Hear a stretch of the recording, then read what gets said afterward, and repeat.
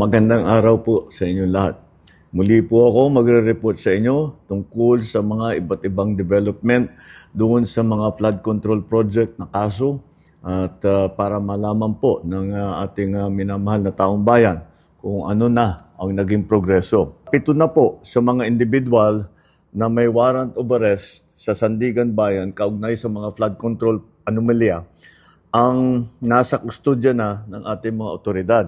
Isa naman sa kanila na inaresto ng NBI at 6 naman ay voluntaryong sumuko sa CIDG.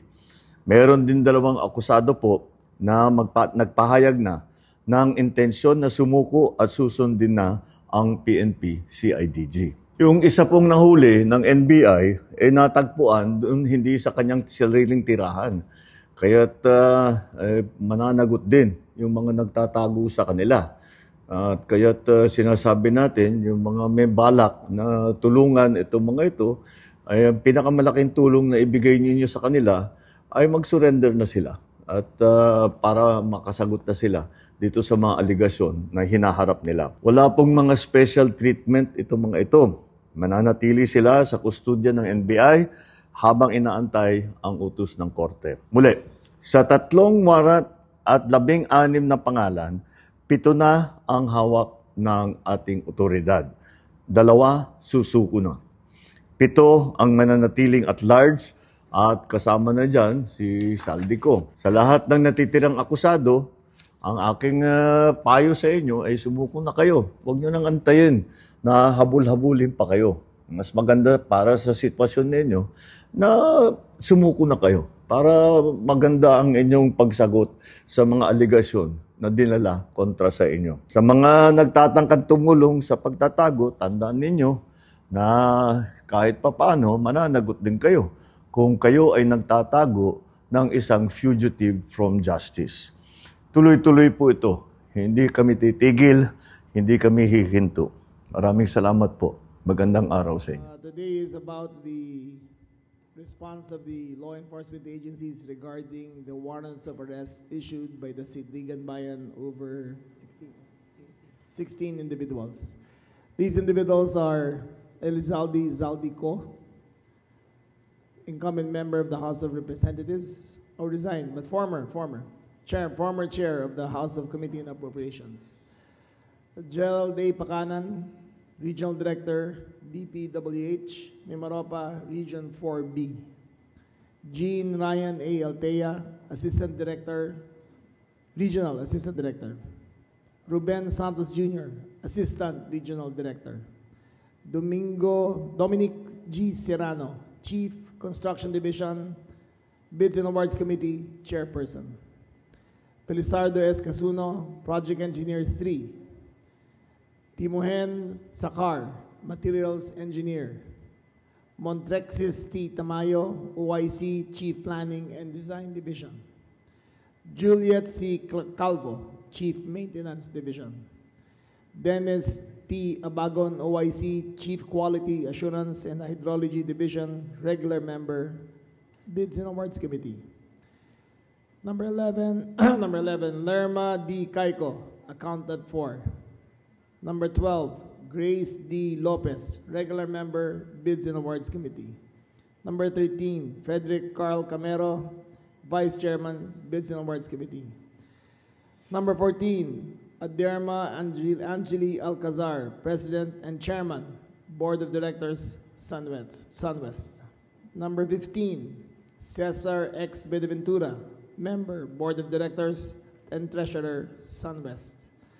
Number 16, Consuelo D. Aldon, Member, Board of Directors, SunWest. Now, next in the slide is the members that have been arrested. Andiyan na ba?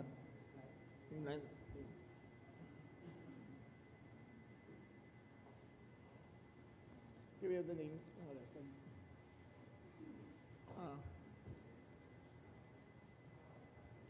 Arrested so far.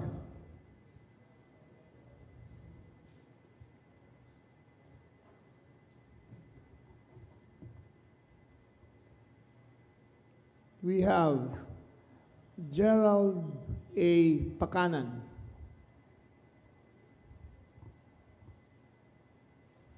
We have Jean Ryan Altea E. Alorin. We have Ruben Santos or De Los Santos. We have Dominic Serrano.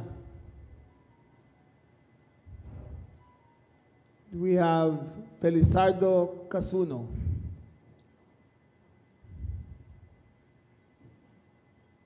We have Juliet Calvo. These 6 were arrested by the members and operatives of the CIDG. The last person to be arrested was NBI Director. Sino yung na-arrest natin under Abagon, Engineer Abagon. So, in your screens are the ones arrested so far. Next screen, please.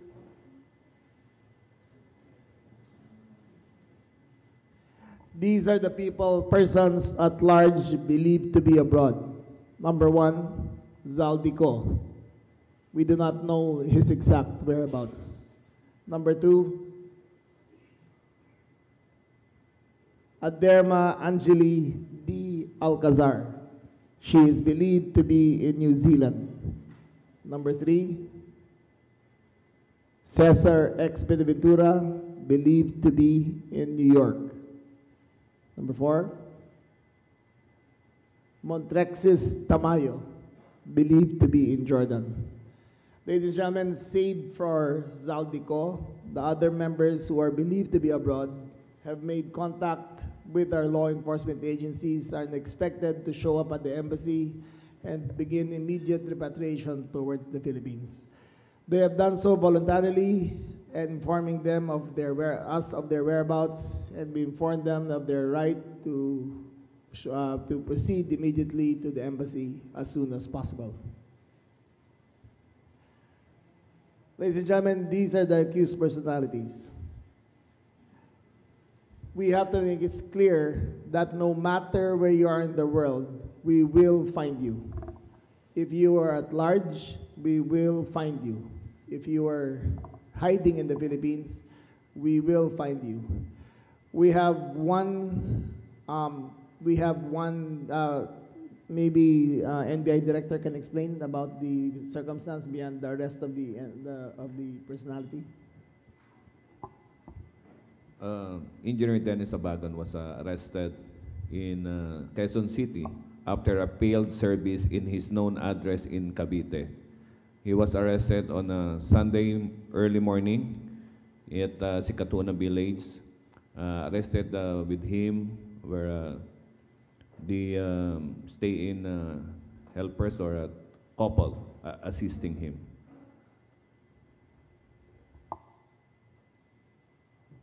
Yung owner ng property. We are into investigating. Reports were made that the house where he was arrested is allegedly owned by one vice mayor of Bansud, Oriental Mindoro. We are still verifying the authenticity of this information.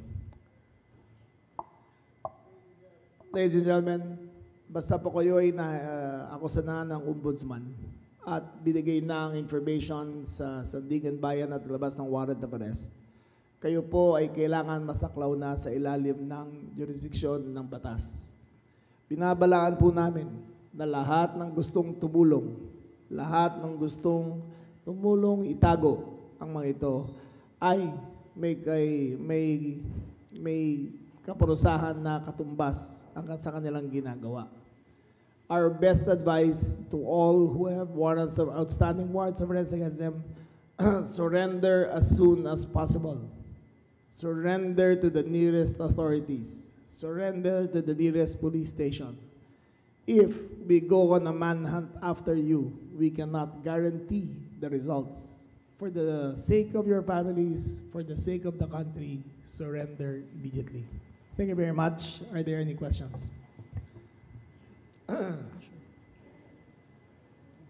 Leah, go ahead. Yes, sir. We have 5 questions because we have to proceed somewhere else. Leah? Morning, sir. Leia Ilagan po, UNTV. Sir, itong mga akusado na ito ay saang flood control lang sila nadawit at tama po ba na dire-diretso yung investigation and meron pa tayo mga inaasahan na, sa mga susunod na araw? SILG, with your permission. Unang-una po, no, narinig naman po natin ang Pangulo natin kaninang umaga. In-announce niya ang pagka-aresto nitong mga unang mga sangkot dito sa unang kasong final ng gobyerno laban sa mga maanumalyang flood control project. At sinabi din ng Pangulo natin, umpisa pa lang po ito. Nandito na po tayo sa punto na mananagot na po lahat ng mga dapat managot, pero umpisa pa lang po ito. Ito po ang unang-unang kaso tungkol sa flood control sa Oriental Mindoro. No? Pero marami pa pong parating na kaso, marami pa pong makakasuhan, marami pa po ang maaaresto. Yan po ang pangako ng Pangulo natin. Kaya maghintay na lang po tayo, naghintay na rin naman tayo ng ilang buwan. So, tingin ko konti na lang madadagdagan pa ng madadagdagan itong mga makakasuhan at mga arestong ito. Political crisis, Malacanang, sangkot sa korupsyon. Senado, sangkot sa korupsyon. House of Representatives, sangkot sa korupsyon. Executive agencies, sangkot sa korupsyon. COA, sangkot sa korupsyon. Sabi natin, imbestigahan. Lahat ng sangkot, sino mag-imbestiga? Sino magpapanagot? Crisis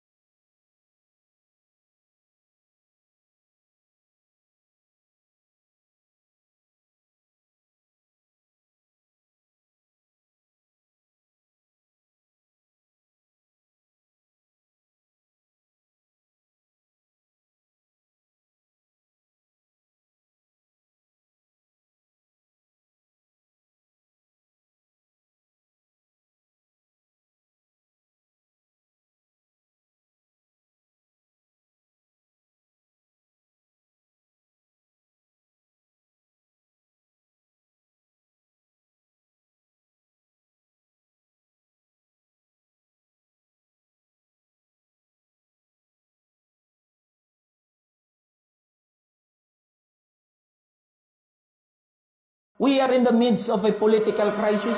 Malacanang, sangkot sa korupsyon. Senado, sangkot sa korupsyon. House of Representatives, sangkot sa korupsyon. Executive agencies, sangkot sa korupsyon. COA, sangkot sa korupsyon. Sabi natin, imbestigahan. Lahat ng sangkot, sino mag-iimbestiga? Sino magpapanagot? Krisis ho ito. Kung hindi nakikinig ang mga tao sa iba't ibang posisyon ng kapangyarihan, sino ang dapat maningil? Kaumbayan, mga manggagawa, mga ordinaryong Pilipino. Dahil tayo mismo ang naglagay sa mga taong yan sa iba't ibang posisyon ng kapangyarihan. Kaya ang hamon sa atin bilang mga manggagawa, una ay organisahin ang ating sarili. Kailangan maintindihan ng bawat isa sa atin yung kapangyarihan